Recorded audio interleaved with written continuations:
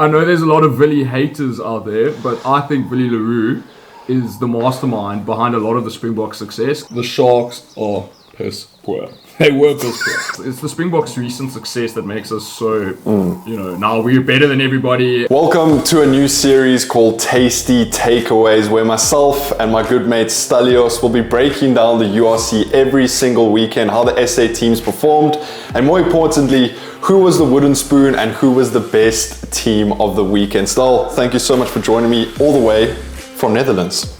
George, thanks so much for having me back, man. Must have been a top performer there on your channel if you invited me back, so thanks for having me.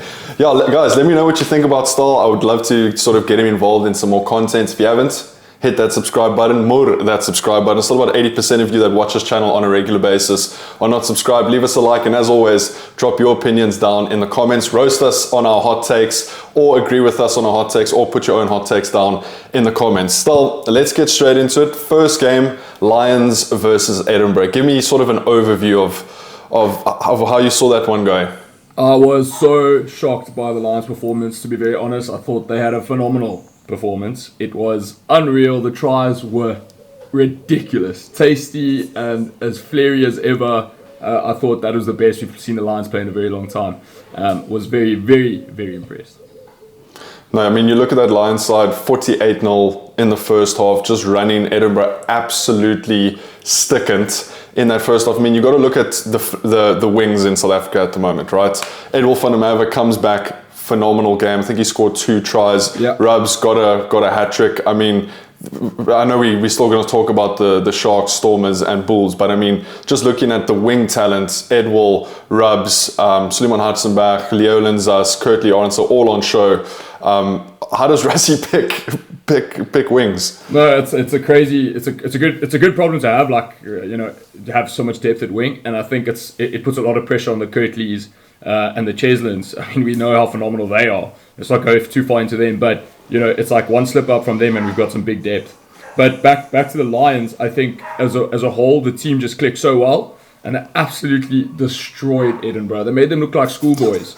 And, at half-time, it was 48-0. I thought, my word, if they continue like this, they're going to put 100 on the guys.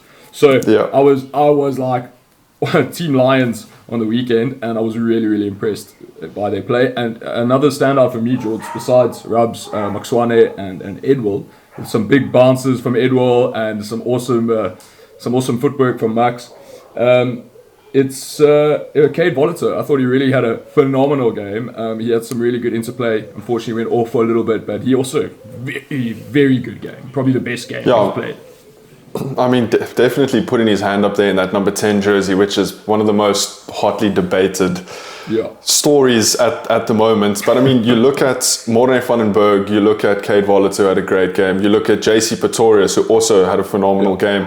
The Lions don't have the flash and the star-studded lineup that the Bulls, the Sharks and the Stormers have, but they're just such a well-coached side, and I think that's because they got to play a sort of Currie Cup together. This is this team that played on Saturday looks very similar to the Currie Cup guys because they don't really have that many Springboks. So I think that's going to be a massive advantage for them in the competition because they've already got off to such a good start from sort of that Currie Cup run. No, I agree. I see the Lions as the cheaters of the URC, It's like they've got that good stock and they've got that good talent domestically. They don't have necessarily the funds as like the bigger... Well, I mean, they're still a massive franchise, but I mean, it's not like they're pulling in big Springbok names like the Sharks or, other franchises in South Africa. They've got what they've got and they make it work and they make it happen. And then the guys in that team make a name for themselves, which is what they're busy doing. And I wish them the biggest success. I mean, it's so nice to see a strong Lions team. I remember the days of Super Rugby where we had majority of the Springbok team,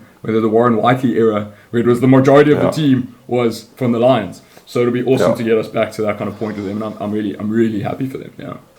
And I mean, you look at Morne van den Berg, Edwil van der Merwe, those guys that have sort of been around Q and Horn, those guys who have been in the Springbok setup over the last couple of months, and you kind of see them taking what they've learned there and bringing it back to the domestic stage. I mean, Morne van den Berg kicking with both feet, creating tries. That grubber he put through for Edwil van der Merwe, Q and Horn. Yeah, awesome. Fantastic game from Q and Horn as well. And again, it brings up that conversation of that 15 jersey for the Springboks, which we'll get into when we get to the Stormers. But I mean, these guys, I mean, they had 3 or 4 Springboks playing. And I say Springboks, but these guys have 1 or 2 caps. Cap, yeah. Yeah. I think on that, I think the only trouble the Lions might have this season is the depth. I mean, we saw them burst out in that first half, 48-0. Then obviously they start making some changes in that second half and kind of lacked that power punch that they had in the first half. So I think if the Lions get a couple of injuries, we might see a little bit lack of depth where the bigger franchises potentially have that on them. But great start by the Lions, and I'm very interested to see now them go overseas and see them away from home, and if they can see what happens. Pull. I also, I mean, I don't want to take anything away from the Lions, but I just want to know to what extent, Edinburgh didn't show up on the day. I mean, it looked like schoolboys against, senior players. It was like really a shocking performance from Edinburgh. I don't know if Duan van der Merwe was playing, but it did seem like they had a lot of their stars. I don't know. Maybe Edinburgh is just really, really bad. But I don't want to take anything away from the Lions. Like I said, it was a great game, but I don't know. Edinburgh was shocking, and I think they probably one of the better teams in the URC. So I was very shocked to see them play so poorly. I don't think Edinburgh has actually picked up a win yet so far in the URC. Yeah, then it's I don't know what to say. Then maybe they're having some trouble in the coaching or in the, I don't know, mindset. Who knows? Anyway. So very, very good performance from the Lions. Five stars for me. Yeah, 5 stars. Definitely 5 stars. Then we move from Ellis Park to the home of rugby, Loftus Versfeld. Bulls versus Ulster. An absolutely star-studded Bulls lineup. I think they had 13 Springboks out of 23 players in that side. Ulster, also one of the best Irish sides. Bulls, the dominance they showed in the scrum up front. I mean, you look at Volkolo, you look at Gerrit Steenkamp, again, one of those guys who spent some time now with the Springboks. He comes back to domestic level and he's sort of gone up a level. For sure. So absolute dominance from the Bulls. What I didn't like too much in that first half was we had all this dominance. We were getting the scrum penalties, but we just couldn't put the points on the board. Yeah, it's the backline's fault, man. No, all the forwards do all the hard work, and then the backline boys don't use the platform well enough to execute.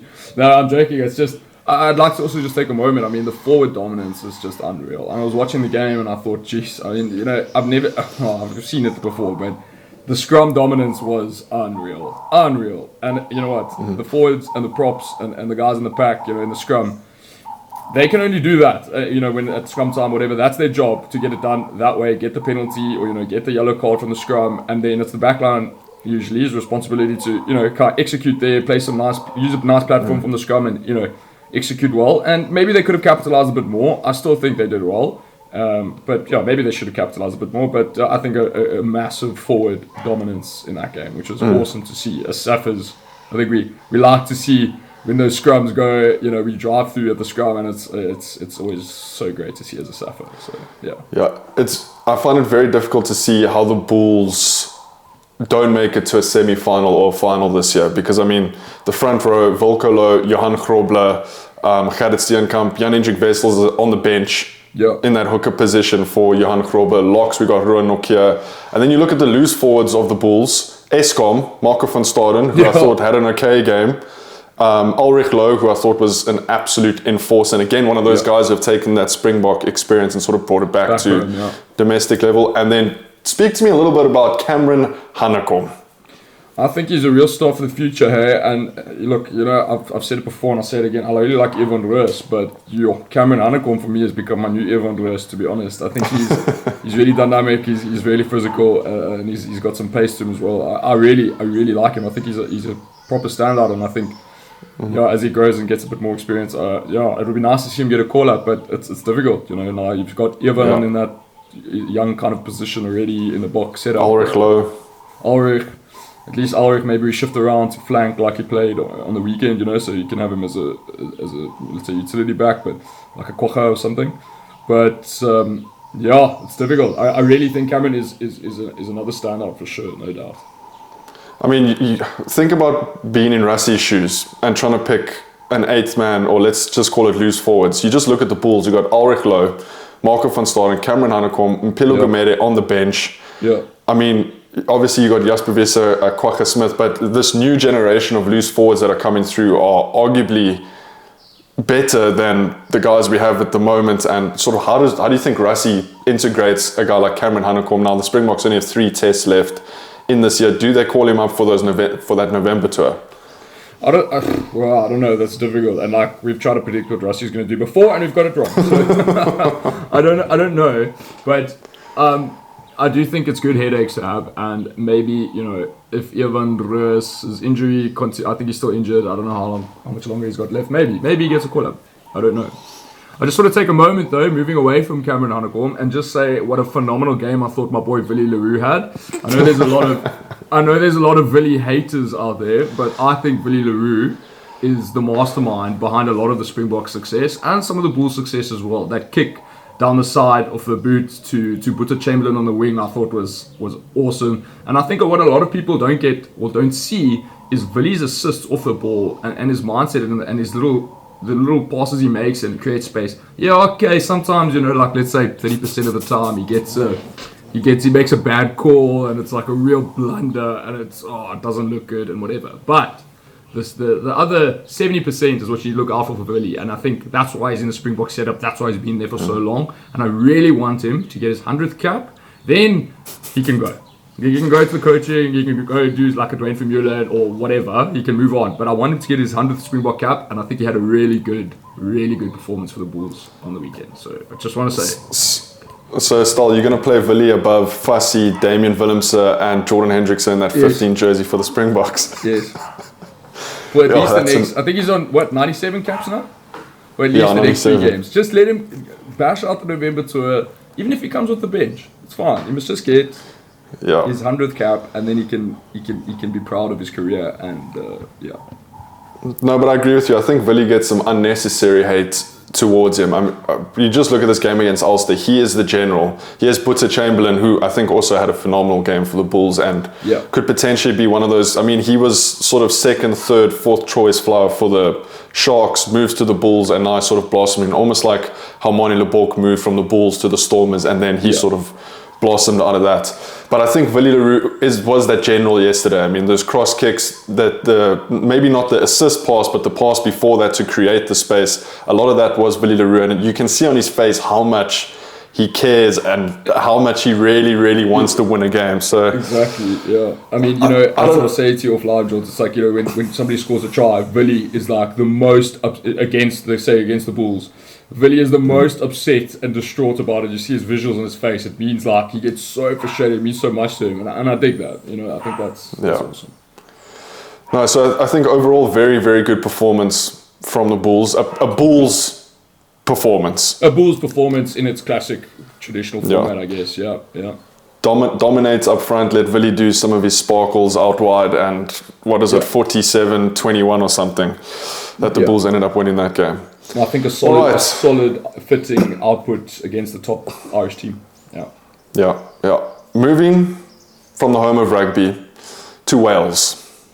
Dragons versus the Sharks, and one of the most frustrating watches of a rugby game I've had in a while. Stal, I'm just going to let you take the floor, yeah? I think, the Sharks are piss poor. They were piss poor. I don't know what is going on with them, and I'm frustrated with the Sharks because I think there's no excuses. They shouldn't be struggling against the Dragons. Yeah, okay, you travel to Wales. That's the nature of the competition. You get over it. You can't blame flying away games. I don't want to hear any rubbish like that. It's ridiculous. The Sharks are a top tier team. They didn't play them on the weekend, but I mean the depth and stuff in the squad with all the Springboks and all these guys. These guys just won. These guys just had a great Curry Cup outing as well. So, I mean, it's not like these guys haven't been together. It's similar to the Lions. The team that played on Saturday is very similar to the Curry Cup final team. You can correct me if I'm wrong, Jordan.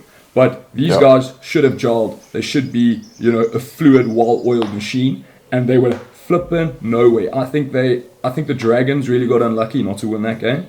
And the Sharks, on the other hand, I don't think deserve to win.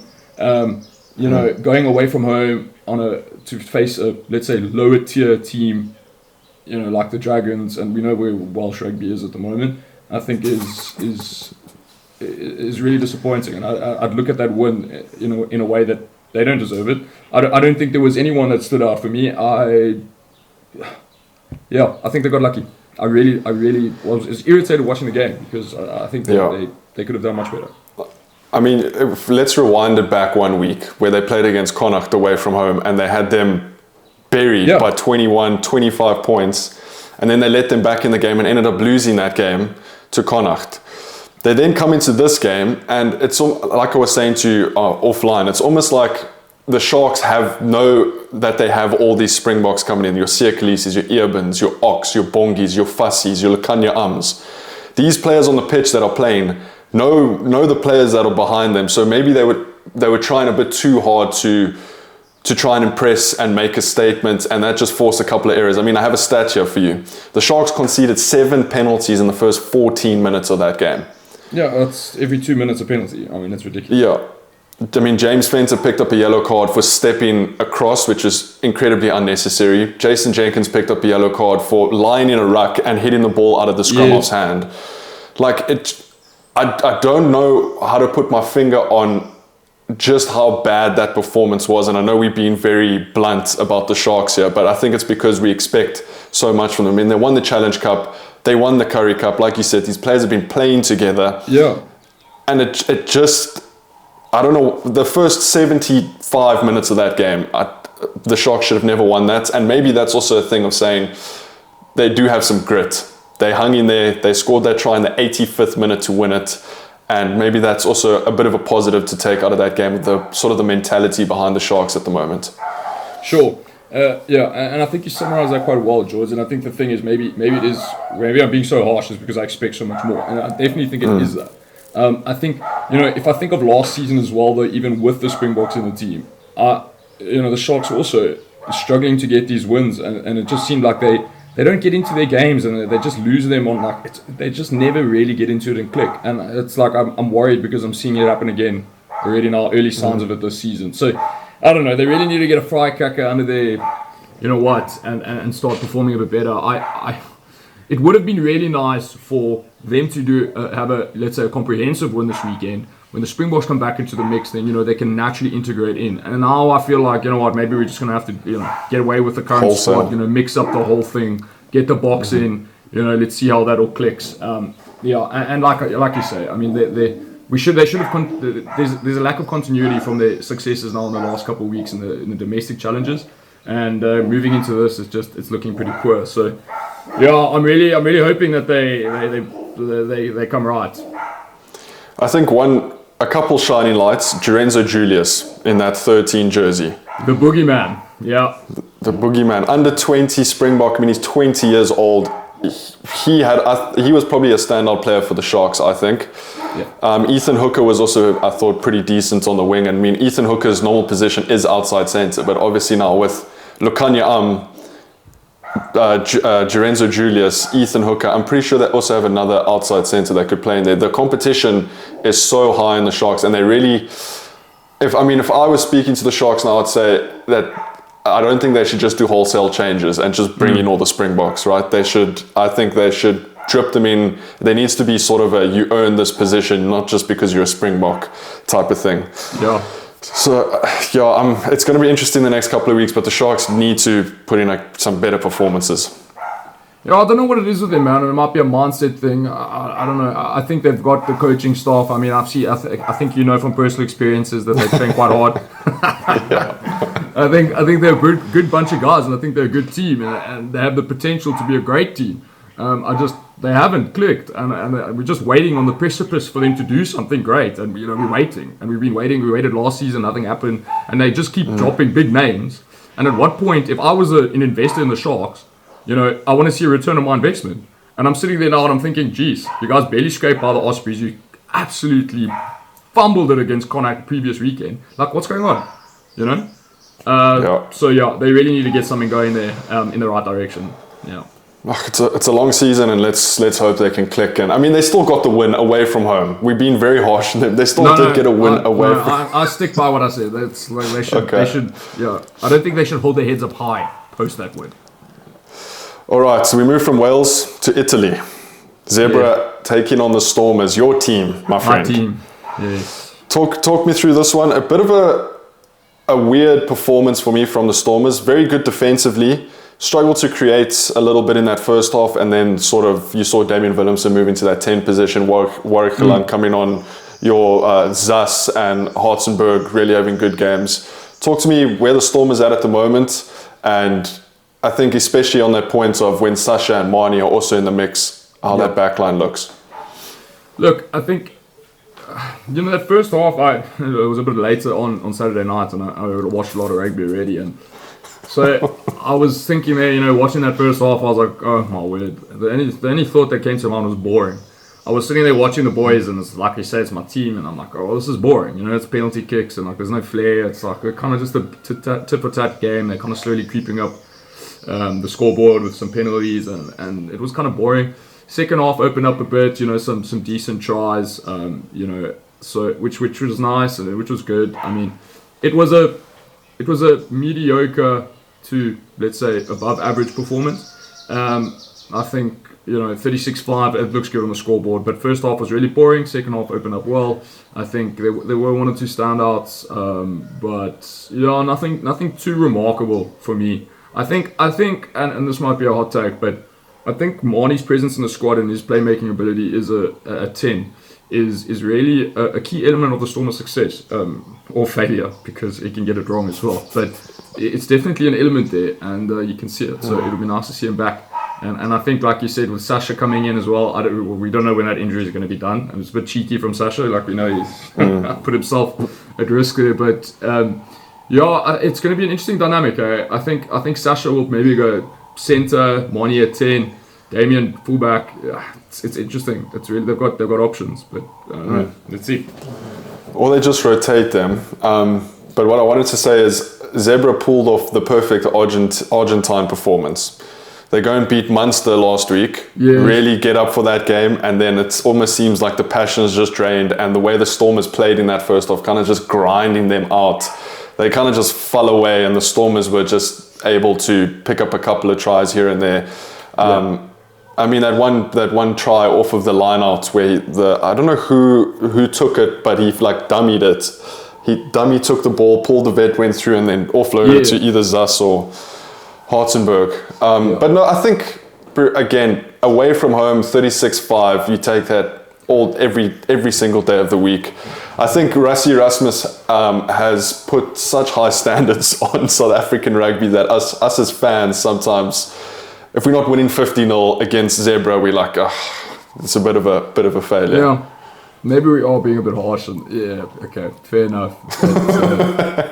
It's like, I think you hit the nail on the head. Really, it's the Springboks' recent success that makes us so, now we're better than everybody and all this. Maybe it's like, I'm not saying we're better than everybody, but okay, we are, especially the Irish.